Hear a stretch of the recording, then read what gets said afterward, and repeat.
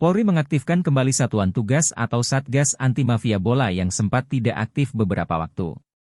Kapolri Jenderal Listio Sigit Prabowo, alasan utama mengaktifkan kembali Satgas Anti Mafia Bola supaya kompetisi sepak bola tanah air berkualitas.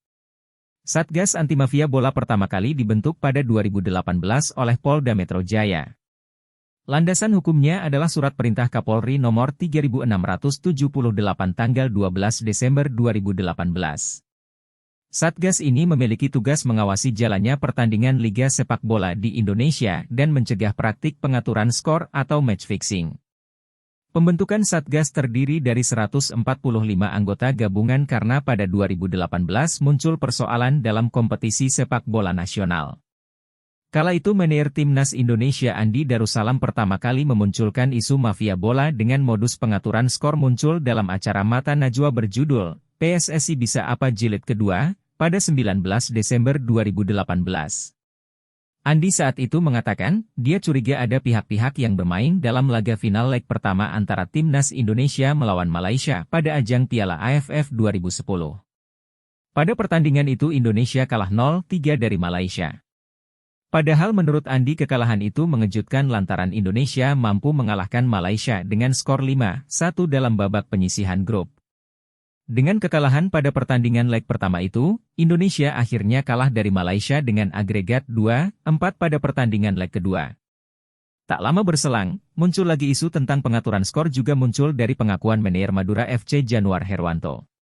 Dia mengaku pernah ditawari sejumlah uang oleh anggota Komite Eksekutif, Exco, PSSI, Hidayat, supaya mengalah dari PSS Sleman dalam pertandingan penyisihan grup di Liga 2 di Stadion Maguwoharjo, Sleman, Yogyakarta, 2 Mei 2018.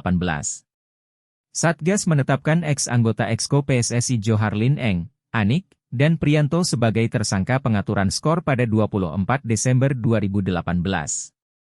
Ketiganya ditangkap atas laporan Li, seorang manajer sepak bola di Jawa Tengah.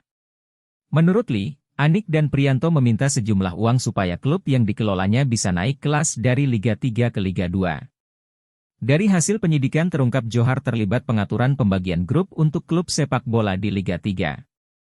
Selain itu penyidik juga menangkap Dwi Irianto alias Embah Putih, yang ketika itu menjabat sebagai anggota Komisi Disiplin PSSI, terkait pengaturan skor. Dalam perkembangannya, penyidik juga sempat memeriksa Ratu Tisha Destria sebagai saksi pada 4 Januari 2019 terkait kasus pengaturan skor itu. Saat itu dia menjabat sebagai Sekretaris Jenderal PSSI.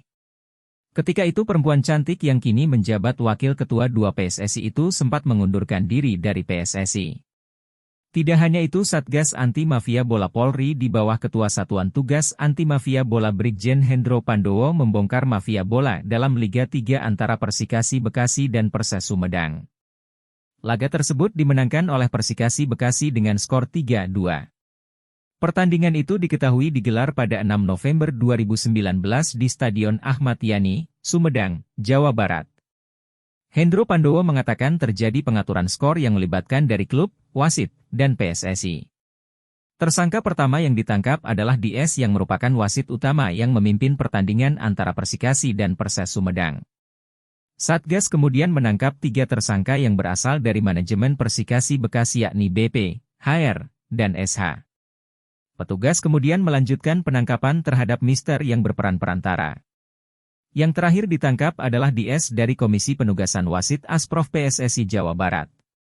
Selain 6 orang di atas polisi juga masih mengejar 2 tersangka yang berhasil lolos saat akan dilakukan penangkapan. Ketika itu ada 2 orang DPO dari PSSI berinisial KH yang merupakan perantara dan HN, anggota Exco PSSI Jawa Barat. Barang bukti yang diamankan diantaranya buku rekening, ponsel, dan ATM. Keenam tersangka di atas dijerat Pasal 2 dan Pasal 3 Undang-Undang Republik Indonesia Nomor 11 Tahun 1980 tentang tindak pidana suap dan atau Pasal 55 KUHP dengan ancaman hukuman 5 tahun penjara. Halo, selamat berjumpa dengan saya Anika, pembaca berita podcastnews.id. Saksikan terus konten-konten menarik dari kami. Jangan lupa subscribe, like, dan komen. Terima kasih.